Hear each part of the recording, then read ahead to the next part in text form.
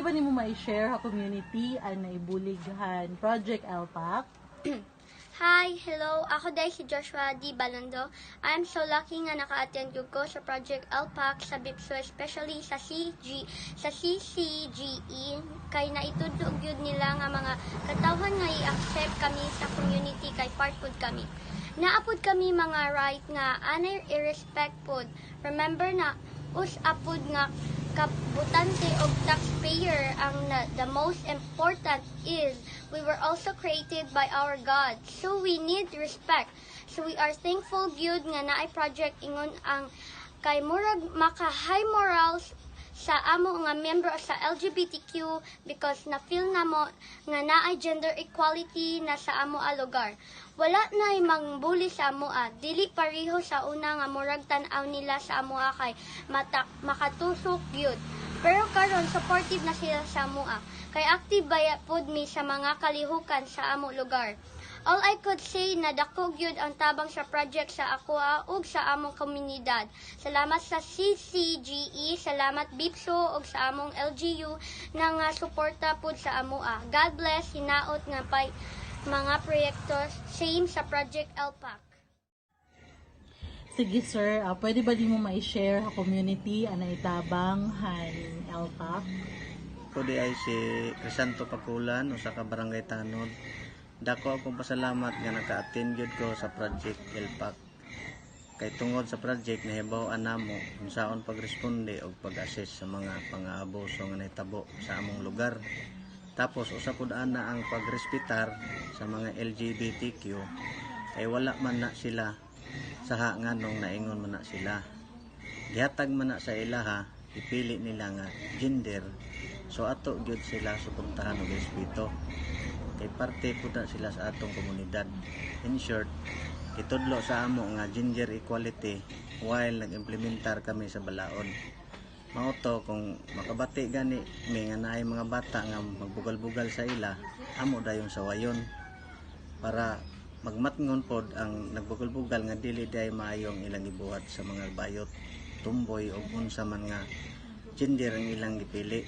So far, murag hapsay og malinawon ang among barangay kay kasabot naman ang mga katawhan, mga bayi o mga bata nga naa sila'y mga rights na dapat nila protektahan o respetar.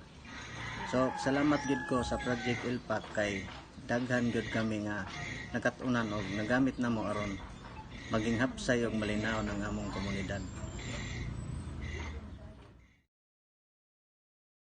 Pwede ba nimo ma-share ha komunidad ang naibulighan Project LPAC? Hello po, ako si Juliet Morata, usa ka babaye. Ako lang masulti nga salamat sa Project LPAC kay natagaan kami og boses. Kay gi-explain gyud sa amo nga dapat dili gyud maglihim lang kung naka-feel o naka-experience na og pang-abuso. So dili magpakamartir gyud kay bisag unsaong paningkamot sa atong gobyerno kung dili po nato tabangan sa atong self wala gid mahitabo. So dapat mo stand jud ta sa ato rights.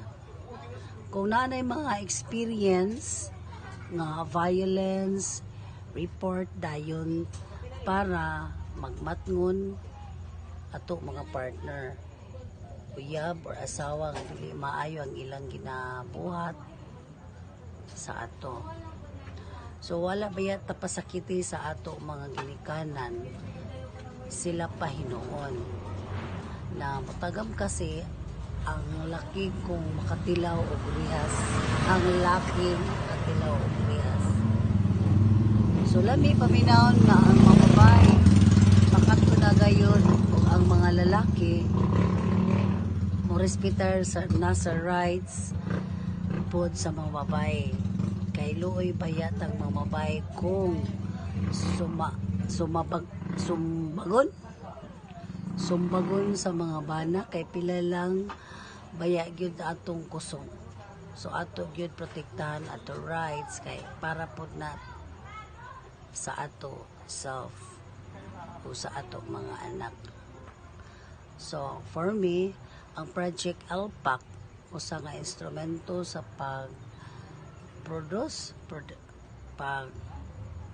educate sa tanan nga dapat magkaanaa og gender equality aron ay hapsay og malinaw nga pamuyo sa ato panimalay o sa ato komunidad.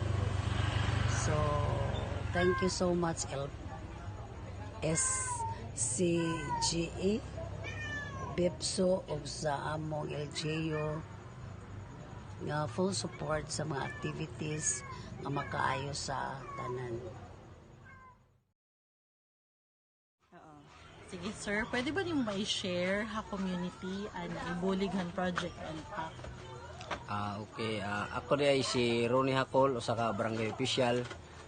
Usa ko sa nakapartisipar sa project LPAC. Unya, ang ako nga ikasulti nga dako gyud ang naitabang sa project nga LPAC sa ako ug sa amo nga komunidad. Sa akong part, natagaan ko og impormasyon unsa pagresponde sa mga kababaihan ug mga kabataan nga giabuso.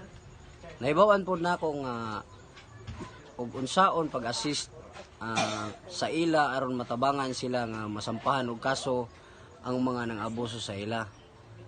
Kana nga siya nga tabang dako gyud na nga impact sa amo nga barangay official kay syempre natagaan mi og daghang impormasyon unsaon paghawid sa mga sensitibo nga mga kaso sa among barangay, especially domestic violence and ug unsa pa nga pang-abuso sa amo ang kauban sa among lugar. Then usapod niya akong namatikdan dihang natapos ang project LPAC, ang mga tao murag nakat-o na sila, especially sa mga bata o kababaihan nga musukol sa ilang mga rights. Kay nakabalo na sila nga daghan balaod na mo protekta sa ilaha. So bisag ang mga kabataan kabalo na sila nga naay DSWD ay nga modapig sa ila kung labagon ilang mga katungod. Syempre gi-explain pod sa ila nga pinaka-importante sa tanan pagrespetar sa tagsa-tagsa nato nga mga rights. So dako gyud tabang sa amo ang project LPAC. Mao nga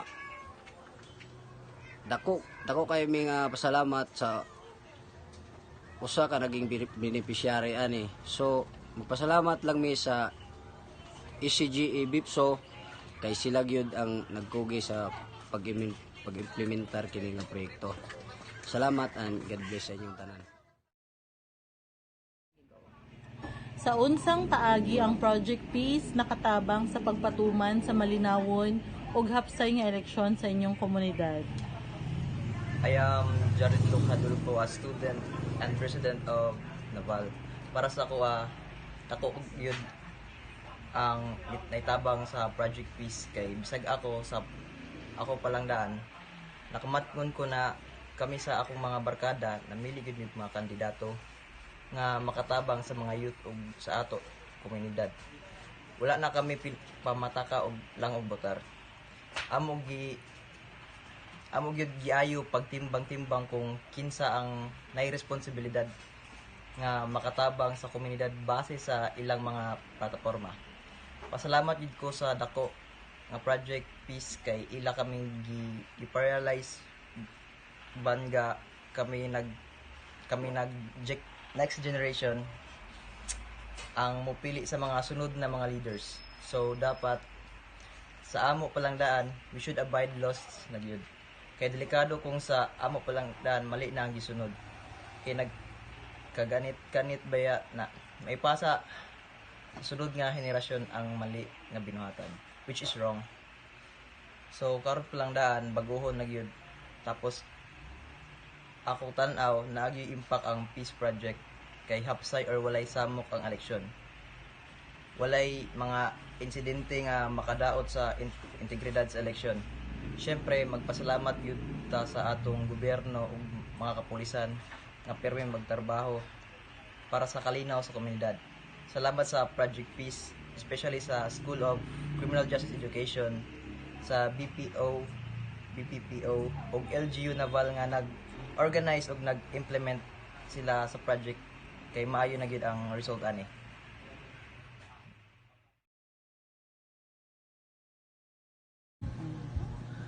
Sa unsang paagi ang Project Peace nakatabang sa pagpatuman sa malinawon ug hapsay nga eleksyon sa inyong komunidad, ma'am?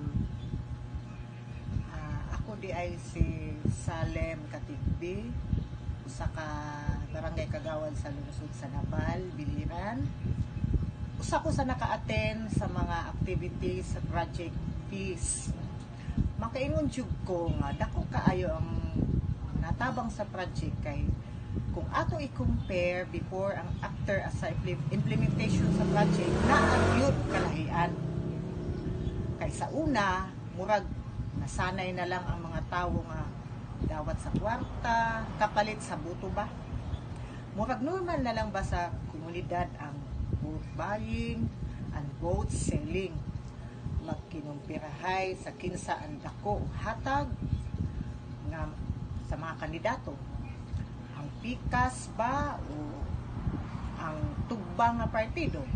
Pero sa dihang naka-attend kami sa Project Peace, labi na ang mga saysay sa mga research speakers, nakamatngon yun kami. Murag sampal kami sa kamatuuran nga usa kami nga alagad po sa gobyerno. Dapat mutuman gyud pod kami sa mga balahon nga kung bawal na di na gyud na haton labi na sa mga kandidato kay murag naigo baya sila adto nga proyekto. Hinuon after sa implementation sa project aw murag nagmingaw man ang komunidad. Mao makaingon gyud nga maayo og epektibo gyud katong project kay peace gyud aw naagyud kalinaw nga nahitabo sa binutuhay sa amo. Nagpasalamat pud kami sa ato mayora nga si Gretchen Espina, kay Colonel Gervasio ug ang School of Criminal Justice Education sa pagpahigayon sa mga proyekto o aktibidades kay dako gyud ang naitabang sa komunidad labi na sa pagpatuman sa kahapsay niini. Daghang salamat, magpaabot pa kami sa mga sunod na mga proyekto sa LGU Naval, BPPO ug ang BIPSO. Sa unsang paagi ang Project Peace nakatabang sa pagpatuman sa malinawon ug hapsay nga eleksyon sa inyong komunidad? Magpakilala sa ako. Ako si Archie Murata, usa ka barangay tanod o barangay pulis sa lungsod sa Nabal. Kung ako ang pangutan-on kung naabay kabag-uhan sa dihang na-implementar ang Project Peace aw makaingon ko nga ako ang kabag-uhan ngano una hapsay og malinawon nga ang eleksyon nga nag-agi as a barangay police chief, security officer or chief tanod kay magpatrolya man gyud kami permi bisan pa wala ang eleksyon una permanente gyud na nga amo trabaho kay kadtong wala pa ang project peace gi-implementar perting si awa ang uban mo pa